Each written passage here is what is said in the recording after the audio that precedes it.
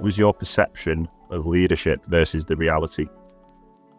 So when I first started getting into kind of leadership roles, the company that I was at the time had a very kind of flat base and singular leadership role position, in terms of that when you had the perception of leadership was that you would stop writing code because you would be looking after 50 to 100 developers underneath you. And with that many developers, that many meetings, that many catch-ups, there was no way you were going to be able to do your own, like, sort of coding expertise on your own side. And it was something that I was a little bit worried about, because coding is why I got into the job, into the industry. I like writing code. I like sort of writing software. And I am quite good at looking after people, but it didn't something that gives me as much inspiration or as much kind of get up and go as the actual day-to-day solving problems and writing code.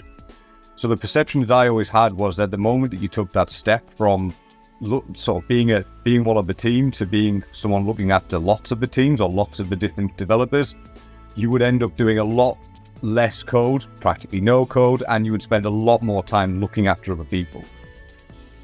From what I've seen since I've made that step, the reality of it is fairly stark to that. I do less code than I used to, so I do spend quite a lot of time looking after people, but it's more getting them unblocked so they can continue to write the code the best way that they can. Or if we've got a demand somewhere and I know who can solve the problem, putting them in the right position to solve that problem. I would say that at the moment, my day-to-day code writing is still stacked probably at about 40 to 50% of my working day, which is obviously a bit that I enjoy. That's the bit that I want to do. So that's something that makes me pleased to be able to carry on with the bits and pieces that I am. There's a lot of looking after people in leadership and in management, but a lot of it really boils down to how you're looking after the people around you and sort of remembering who people are and what people do very well.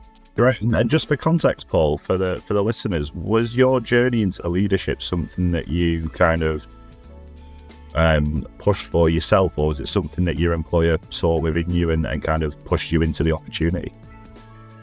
A little bit of both, I'd say. Column A and column B. I always been quite an outspoken sort of computer nerd. There's not many of us out there. And when I started working in the software industry, I noticed that I was quite vocal in the meetings. This didn't go unnoticed by management, who did say that I'd be quite good at it. And it was something that I was interested in, despite the fact that the code is the stuff that I enjoy doing. I also understand that if you want to do well in the industry, there is a ceiling at a point where you will have to look after other people, or we will have to be responsible for other people. So I was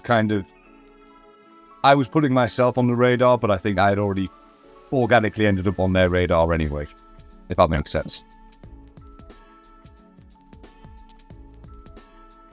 I suppose when you're in that middle ground of being looked at as a future leader and looking to make that transition into it, knowing what you've since learned in a leadership role, is there anything that you feel that you could have done to better prepare yourself for a leadership role within tech? So I've regularly been in kind of leadership roles before I got into the tech industry. So my kind of previous work when I was at university, I worked in bars, in shop floors, etc. And that was always ended up being a supervisor looking after other people. So I knew that I had some of the skills that I needed to have.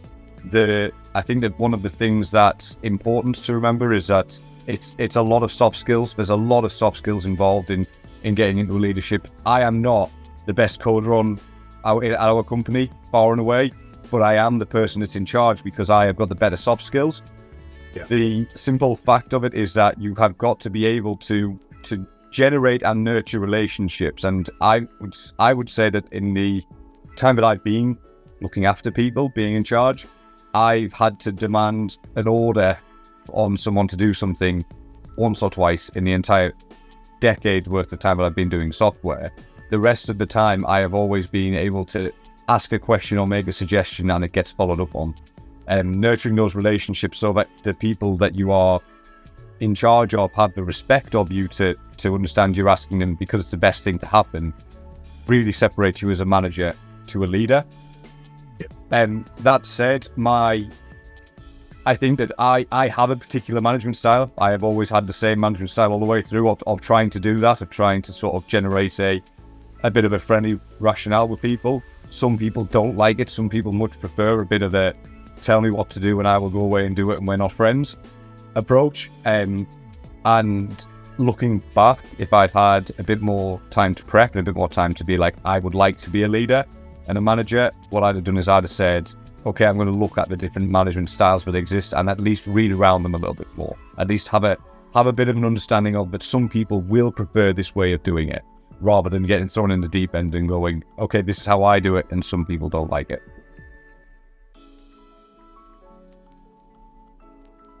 What's been your biggest leadership challenge to date, and how did you overcome it? Yeah, so this, I've had a bit of a think about this, and I think that the biggest problem that I faced and have faced in the past, like in the leadership position, was back at my previous company. I was looking after the interns before I got promoted up to a level of actual responsibility. I was effectively testing my water and doing something to show that I could become kind of a leader. And that's something I'd advocate if you are in a position and you want to get further up the chain. Pick those opportunities and go for it.